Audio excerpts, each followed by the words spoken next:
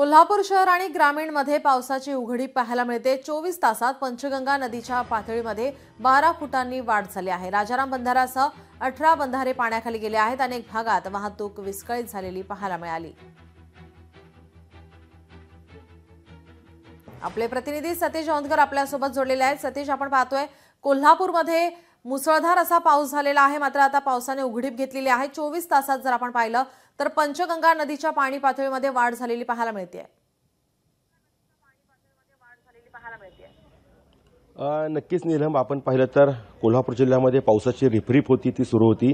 मात्र सध्या पावसाची उघडीप पाहायला मिळते, पण गेल्या 24 तासामध्ये पंचगंगा नदीच्या पाणी पातळीमध्ये जवळपास 12 फुटांची वाढ झाल्याचं आपल्याला पाहायला मिळते। कोल्हापूरकरांना गेल्या 5-6 दिवसात जो पाऊस पडत होता त्यानंतर आज सूर्यदर्शन आहे ते झालेलं आहे। मात्र तरी देखील आज जो अलर्ट आहे त्यामुळे मोठ्या प्रमाणावरती पाऊस पडेल अशी शक्यता देखील वर्तवण्यात येते। एकूणच जर पाहिलं तर राधानगरी धरणातून खरं तर 2500 क्युसेक पाण्याचा विसर्ग जो आहे तो या ठिकाणी करण्यात येतोय आणि त्यामुळे पंचगंगा नदी असेल, भोगावती नदी असेल आणि कुंभी नदी असेल, या सगळ्या नदीपात्रामध्ये आता पाण्यात वाढ होताना आपल्याला दिसून येते।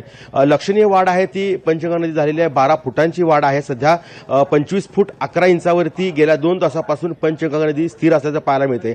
मात्र या सगळ्या नद्यांवरील 18 बंधारे आहेत ते पाण्याखाली गेल्यामुळे वाहतूक काहीशी विस्कळीत झाल्याचं देखील आपल्याला सांगण्यात आलेलं आहे।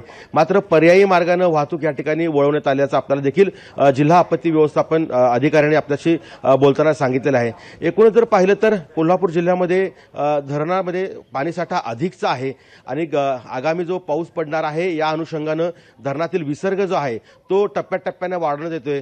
राधानगरी धरणातून 2500 क्युसेक पाण्याचा विसर्ग आहे तो करण्यात आलेला आहे। कुंभी धरणातून 300 क्युसेक पाण्याचा विसर्ग आहे तो देखील अद्याप सुरू आहे। त्यामुळे सर्वच नद्या या दुथडी भरून वाहताना आपल्याला पाहायला मिळत आहेत। दुसरीकडे पाहिलं तर काही लघु प्रकल्प आहेत ते देखील आता भरायला सुरुवात झालेली आहे। घटप्रभा प्रकल्प आहे तो काही वेळापूर्वीच या ठिकाणी 100% पूर्ण क्षमतेने भरल्यामुळे त्यातून 300 क्युसेक पाण्याचा विसर्ग जो आहे तो देखील नदीपात्रात करण्यात येतोय। त्यामुळे एकूणच जर पाहिलं तर कोल्हापूर जिल्ह्यामध्ये सध्या पंचगंगा नदी आहे ती अगदी दुथडी भरून वाहताना पाहायला मिळते। अगदी 2 ते 3 फूट जर वाढ झाली तर पंचगंगा नदी पात्राबाहेर देखील जाऊ शकते, अशी देखील एक शक्यता त्यामुळे सविस्तर माहितीसाठी